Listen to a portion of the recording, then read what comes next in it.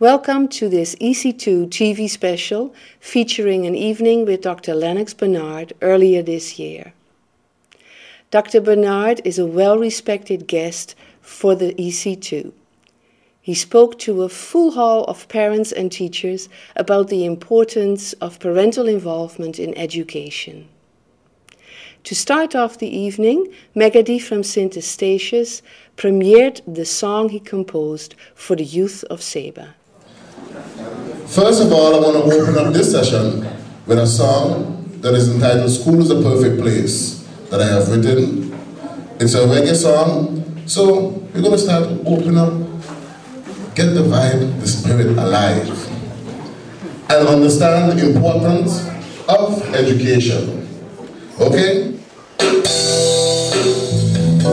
The youth are the future, yo. Seba youth are the future. I would like to pick up the school behind up there, the students that take part with us this morning. All right. And you know they are the future. Yo. Let me see all the hands of those who believe that education is the key to success. If you believe education is the key to success, put your hands up and wave from left to right. Don't give up in your hopes and dreams, never. I would like to say a shout out to Al, Theo, Yet, Rem, and the whole crew. Yo, let's say school is a perfect place, hey, where we can learn to read and write. Oh, na. Me sing again, yo. There you can get an education in this world of life. This is what happens sometimes. You know what happens sometimes? This is what happens. Enough of them give up, demotivated by another. Enough of them rather live them lives in the gutter. Mama send them school to be a chill on the corner. How can we make this thing better? Hey, education is the key to success. System give up, them can't deal with the stress. Youths them must stray cause them life is a mess. Minds them a fail because them focus is less. Me say education is the key to success. System give up, them can't deal with the stress. Youths them a stray because them life is a mess. Minds them a fail because them focus is less. Me say, hey, school is a perfect place where we can learn to read and write. Oh na. Me sing again, yo. There you can get education in this world of life. This is what my mother always told me. This is what she tell me. Mama used to say things of this world can make you a man, but a good education will. Just believe in all your hopes and dreams and it will succeed. In your works it will fulfill. Hey. A good education is better than gold because vanity will vanish away. Even in the toughest times, things look mad. I know there's a brighter day. Education is the key to success. System give up, them can't deal with the stress. Youths them must stray because their life is a mess. Minds them must fail because them put your hands in your breathing again. Yo, school is a perfect place, hey, where we can learn to read and write. Oh na. We sing again, yo. There you can get an education in this world of life. Now, everybody repeat after me. Everybody? Yo. So me sing, yo. School na.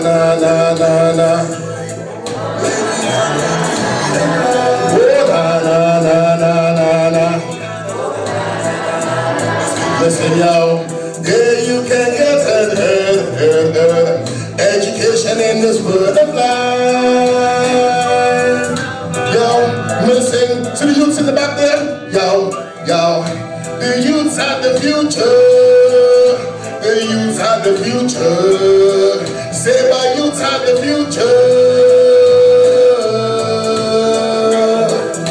The youths are the future. Say my youths are the future. The youths are the future. Somebody say, pull up. Thank you. I hope this is making up the crowd. And we have Mr. Lennox that will proceed from there. I am so moved by the fact, and good evening to all of you. Good evening. Good evening. Thank you. I'm so moved by the fact that all of you have found time to come to this celebration of youth, celebration of parents, and celebration of teachers. And the intention here in bringing all of us together is to ensure that you see that education is a seamless act. And what these young people will do will in fact encourage you to understand that all they seek really is a space in this world to write their text of life. Sometimes we seem to forget when we get children that our children are not our own. Cahill Gibran says it beautifully. They come through us, but they are God's gift to humanity. And when I look into the eyes of all these bright young faces, I see hope, I see effort, and I see trust. We lose their trust when we stop doing what is right. I'll say it again. We lose their trust when we stop doing what is right. And they too, later on, in that sense of loss of trust, carry on a life which could have been different if we had given them that trust.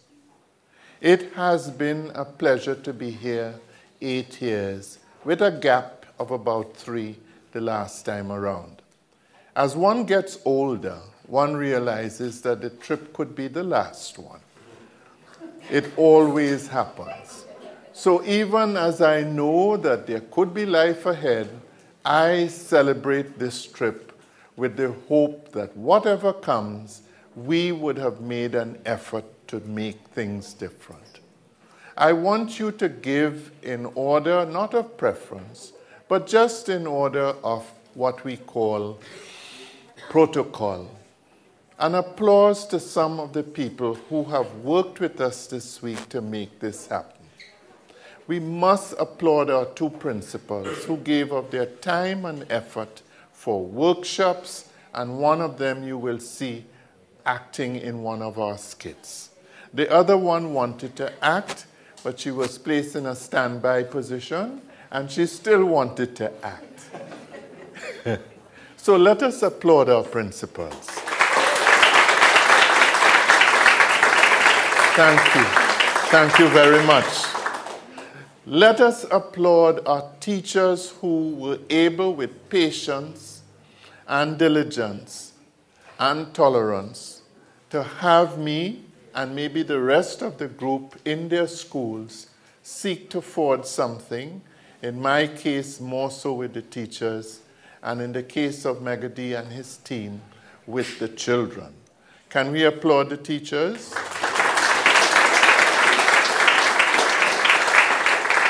And finally, can we applaud those bright young children? But before you do, you know how I love my stories. And I'll remind you the African story of a child being named. And when that child is named, it used to happen that way. It no longer happens that way. The child is lifted up to the heavens. And the father, in a loud voice, says, "After you, O God, there is none greater." And then he would whisper the name of the child in the child's ear, and then put a little spittle as a mark of its link with nature, and then come down to the people and announce the name. The part of that story I want you to remember is the part that deals with, "After you, O God, there is none greater." When we see young minds, as the young child who would play the role of Rosie, and some of the other young children, we see people who approximate to their God. They are powerful beings. And it would be a sad thing if, in a real sense, we destroy a life by doing things that we should not do, either in the classroom or in our homes. What we ask for is a meeting of minds. Joseph Featherstone puts it nicely. He says, school is theater. Sacred Heart is a theater. Comprehensive school is a theater. And in that theater, the crucible of life is forged. And parents with the children from a young age, give these children to teachers. Some of them they have never seen before. And these children come with their strengths, their vulnerabilities, their frailties, their anxieties. And in giving over your children to these teachers have a responsibility to give back to society better product. And Featherstone is right, because there's a lot of acting going on in there. What we are advising parents to do is to make that acting real. That is, be there in the school in ways that will show that you are in fact involved in the lives of your children. It pained me yesterday when a teacher told me, "Sir, Mister, some parents do not even come to collect their children's report books." It is that bad. When it reaches that point, the very children are left to wonder, how much caring is there for me in the scheme of things?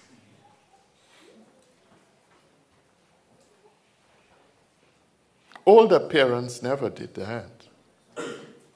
My old aunt who brought me up never would do that. She would practice some of the things that Jenks says that we should all be doing in our homes. A kind of subtle expectation for our children.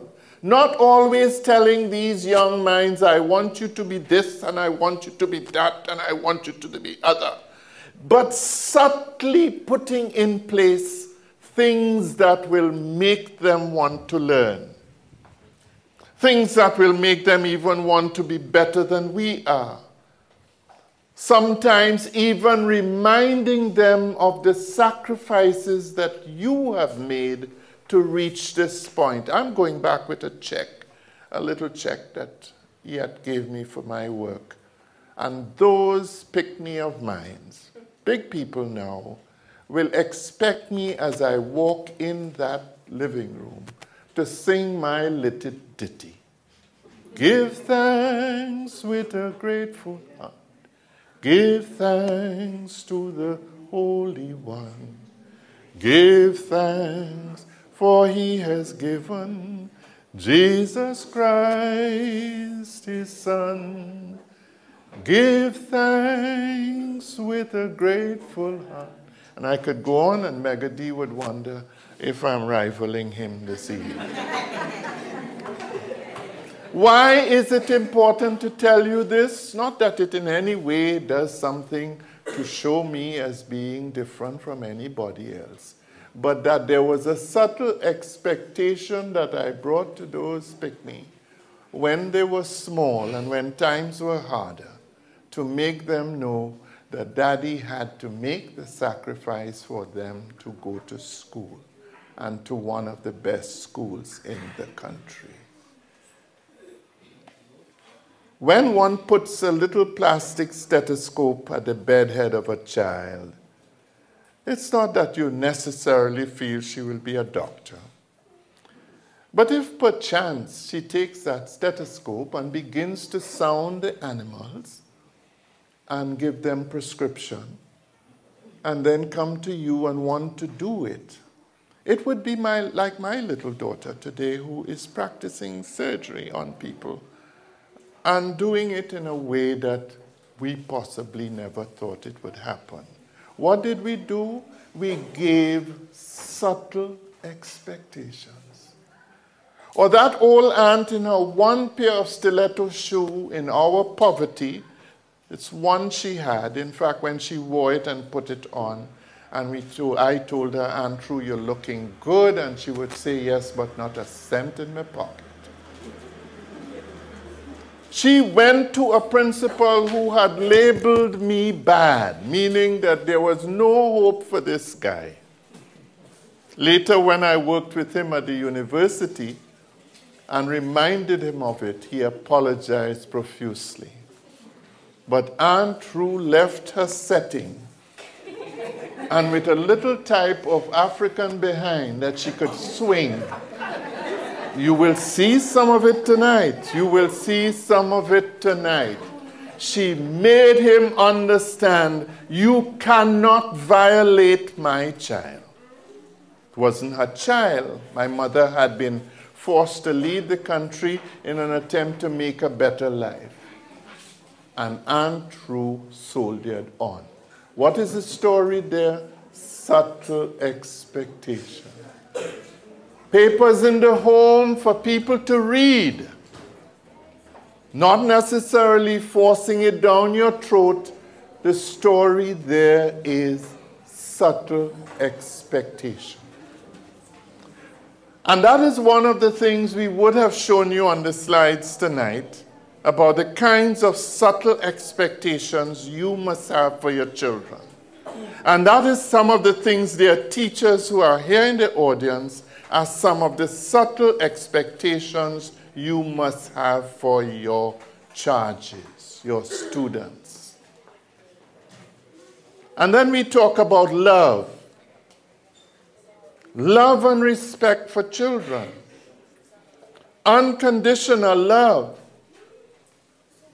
A love that does not, in fact, link itself with wealth or performance, so that even children within the same household see children being preferred from others because one seems to be brighter than the other. And children remember that. Children pick up the subtle expectations you have for me as you have for my brother whom you feel is heading to be a dummy.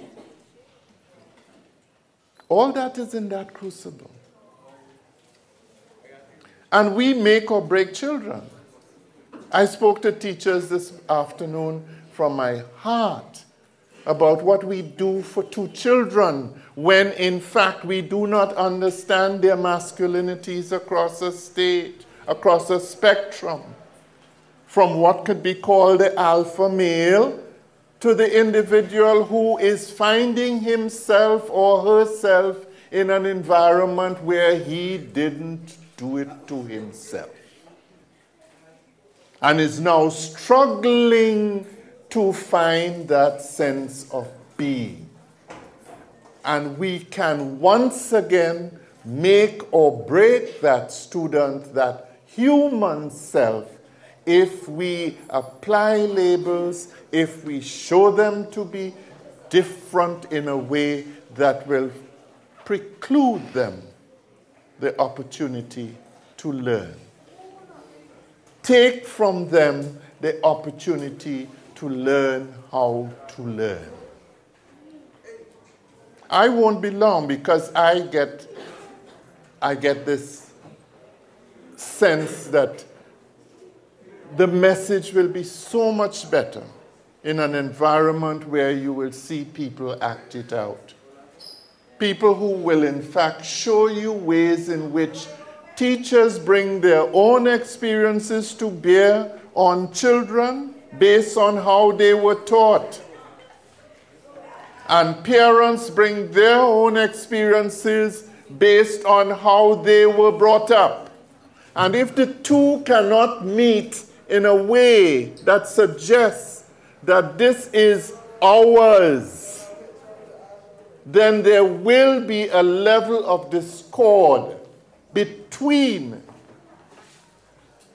the parent and the child and the teacher. Principals, embrace your parents more. Parents, make the school part of the sanctuary of life of your child.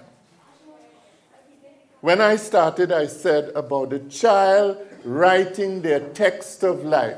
People like me are getting ready to close that book. These children are now into their early chapters.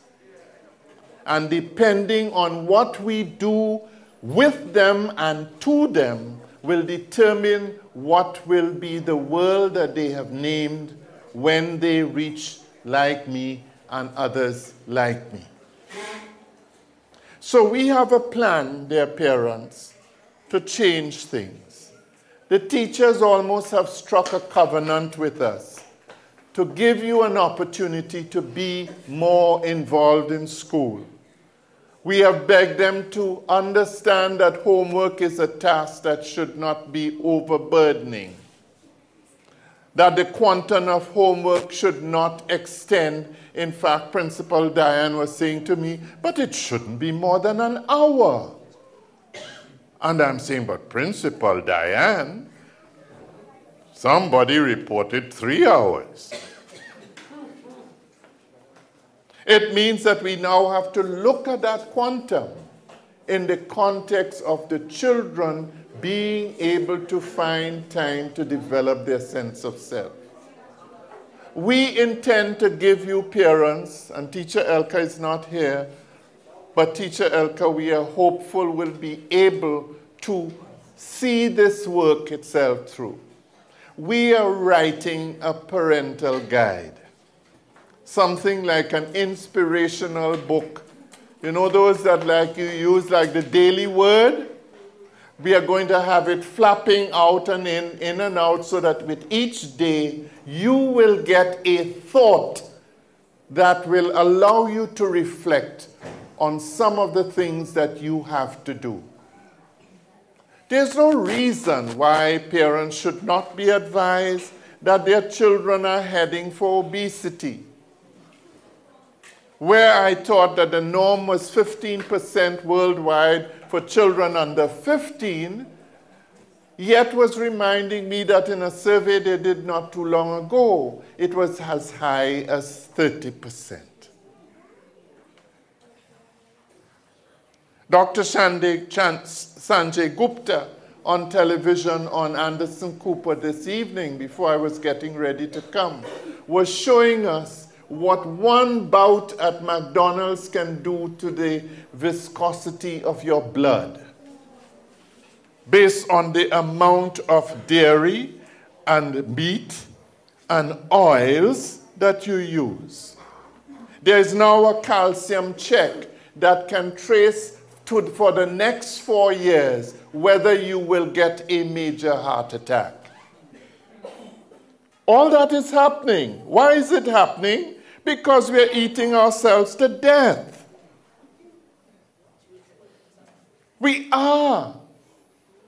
So parenting isn't only about the writing, the reading, and the arithmetic. It's about all their intelligences. It's about those children who will beat the drum. It will be those who sing. It will be those who can act. Those are some of the things you have to know that's going on out there.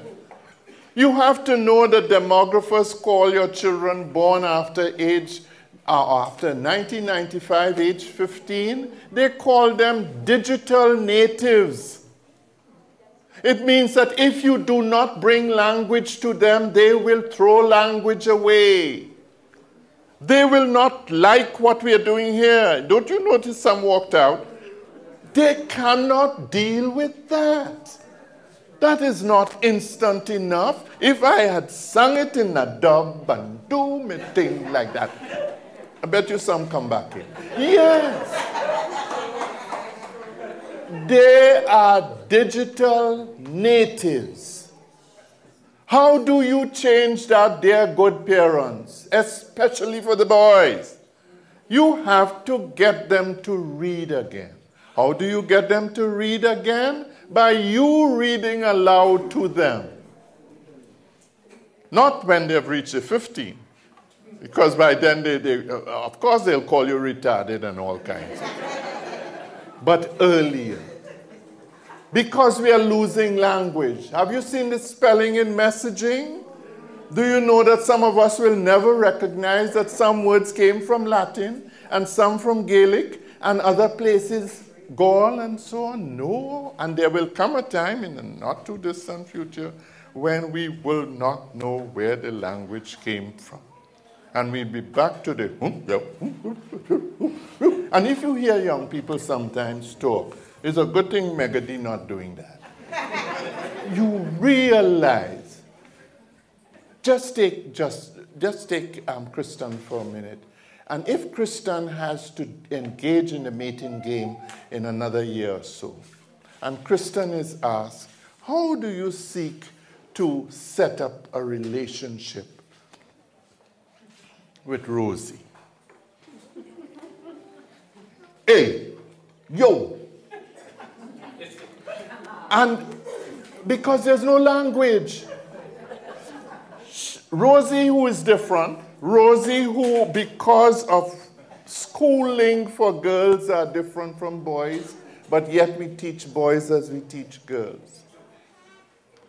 Nelly said destroy. Boys do not sit well and easily in a classroom. Boys' concentration span is lost after 7 to 8 minutes. And if you don't change the stimulus, they're lost for the rest of the lesson. And they're so adept at looking at you and bowing their head. Yeah. Oh, yeah. Yeah. And fooling you into believing that learning is taking place. But nothing is happening in the cabeza. Nothing is happening in the head. And even with the very homework we talk about. The chunkists, Adam, the chunkists as we all are, will force them then to leave the table with the homework, go to the fridge, come back, go to the washroom, come back, play with the phone. Hey man, have you heard children speak on the phone? Do you know orangutans are being trained to use iPods? Yes? They are doing an experiment now to show that most intelligent group of the ape kingdom can, in fact, manage that. And today we had a big joke in the staff room where vagrants, people who have no place to sleep, are now being made human routers. So that if you wanted to check to see your computer or to check, you go to them and you pay them a little something. And it's written on their back, man, number, router. That's where we've reached. You can't be part of that totally. You have to stem the tide, if only to ensure that civilization as you know it can continue a bit longer. So we have various points on which to follow.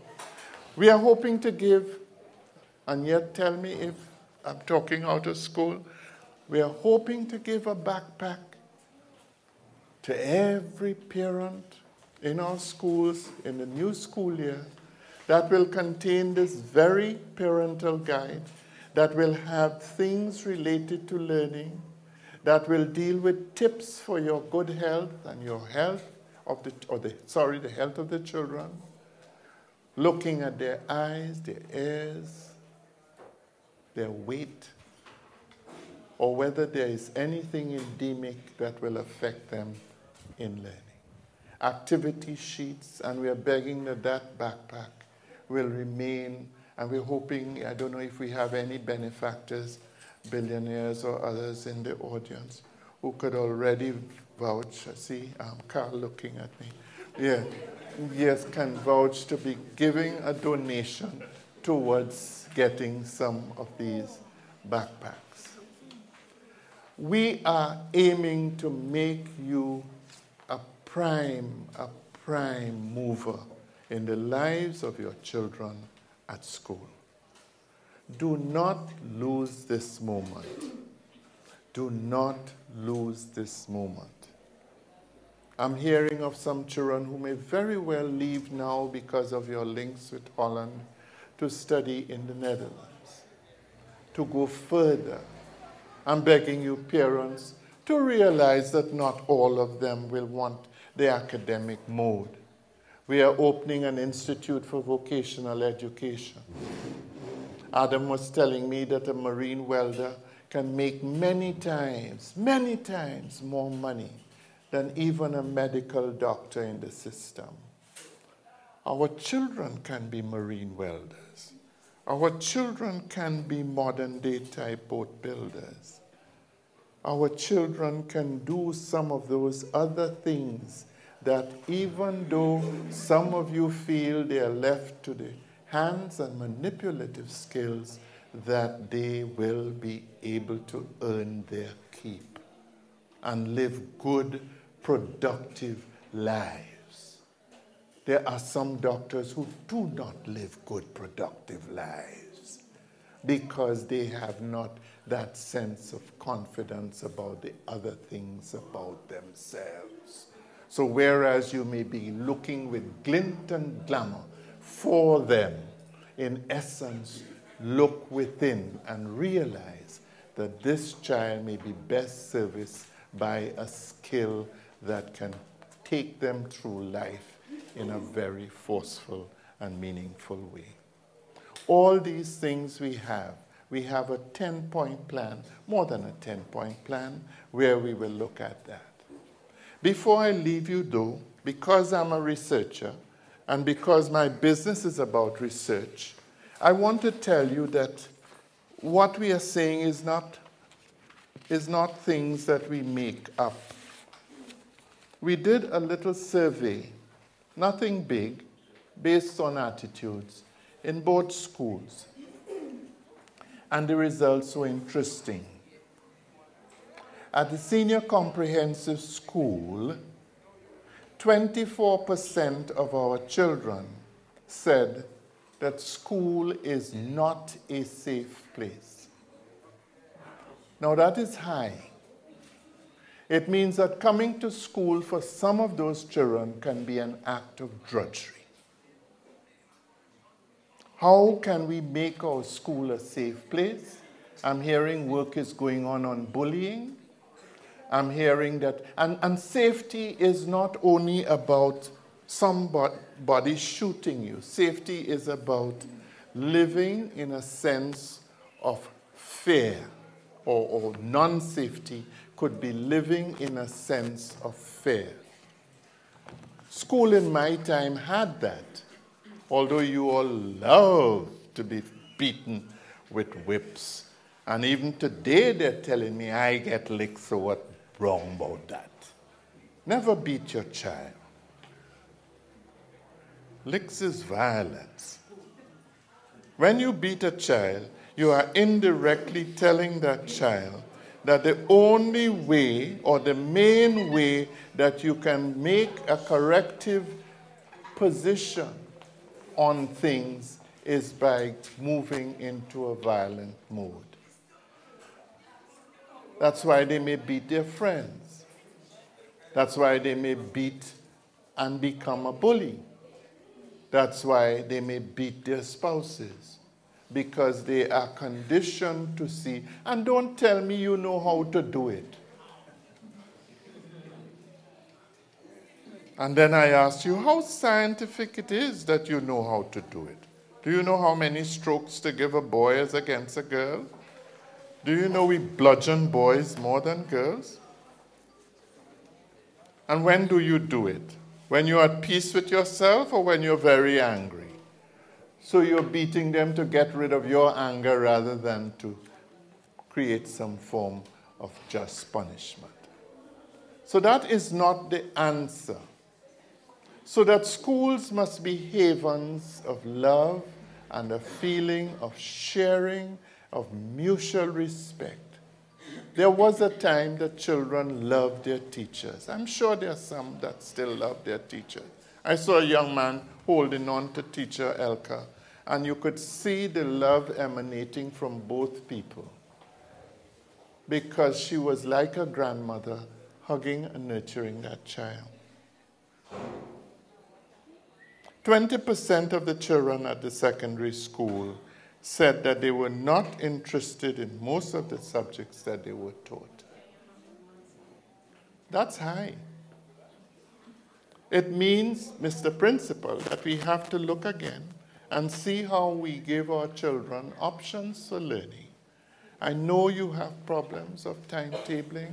I know you have problems related to staff and all those other things. But surely we have to not give up, but find ways to do it. 24% of these students felt that their teachers do not make learning interesting. And the one that will hurt your heart is 32% of them felt that school is not cool. I use the language of the children in that one. They felt, Kristen, that school was not cool. Now, it was good to see, though, in the section that we did on home, those boys and girls, were comfortable at the home in the main. Home is a safe place. 100% between strongly agree and agree. We have enough to eat and drink, 100%. Of course, they eat you out, really, as all children in that growing age group. 8%, however, and more than a few children felt that there is no general caring for all its members, and 12% felt that they cannot go to their parents with their concerns. But here the one that would take your goat and make you upset. 40% felt, say it again, 40% felt that their homework was not supervised. Is it that when they reach secondary school, we figure they're too big for supervision? Is it that we fear that we cannot know the subject area and that we cannot help them? And I want to go back to subtle expectation. Helping them is not only being able to engage in content. Helping them can be just simply looking at those that were ticked correct and ticked wrong the day before and hoping that it would improve the following day.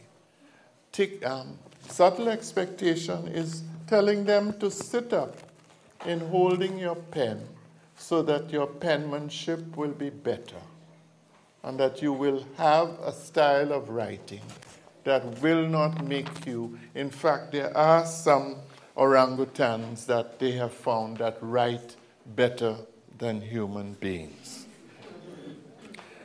12% said that home was not a happy place. Now let's take our babies. Oh, the babies were happy with home. The babies were happy with home. Oh, they did well there. 100% safe place. They have enough to eat and drink. There's general caring for all its members, but that dropped to 37% saying no. That worried me a bit. The rest were relatively good. But you had, though, Teacher Diane, and I don't know if it's because they thought the word cool meant the place wasn't warm enough, but 42% felt that school was not cool. Maybe they had a problem because we weren't sure we were using it, but Teacher Diane said, let's try it with them, because there could have been a language distortion somewhere in there. Those were your voices of your children. The sampling was good. The principal assured us that it was done across variables and across forms and so on. I will pass it on in a neater form with an analysis and with warnings that I will send to yet. It means we have work to do. We have work to do in our parenting. I thank you for your patience and your attention, and I trust that in the years ahead, you will continue to work. It never ends. It goes on to your grandchildren, that you will be able to see the importance of letting those children write their text of life and name their world. Thank you very much.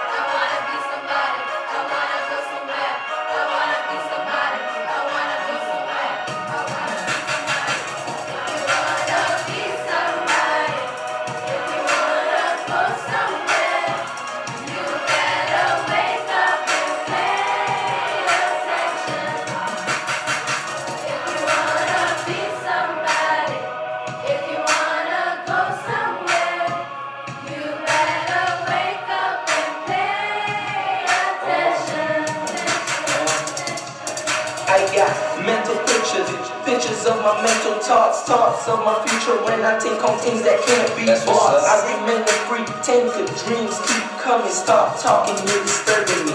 I'm obsessed with rap, see, change up the flow, let's talk about a party. Get the beat going, move your feet without knowing what you're doing. Freedom is a part of me, I'm psychologically flowing.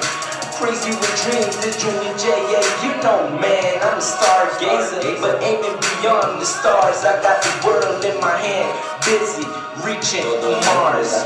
Yeah, Junior J.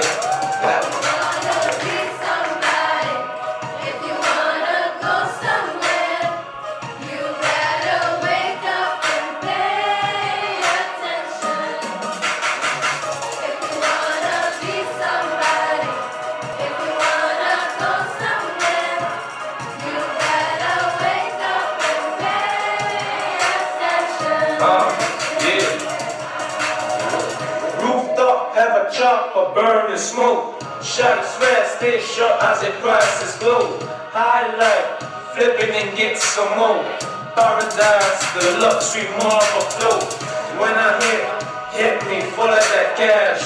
More money than I see in a garbage can. Silver Island, money in the power. That's how we do, we make it rain, we make it shower. Thought see me doing some big thing. You see me studying, trying to get a good grade. Then I get 100 the next day. You see I'm hustling for a scholarship. Yeah.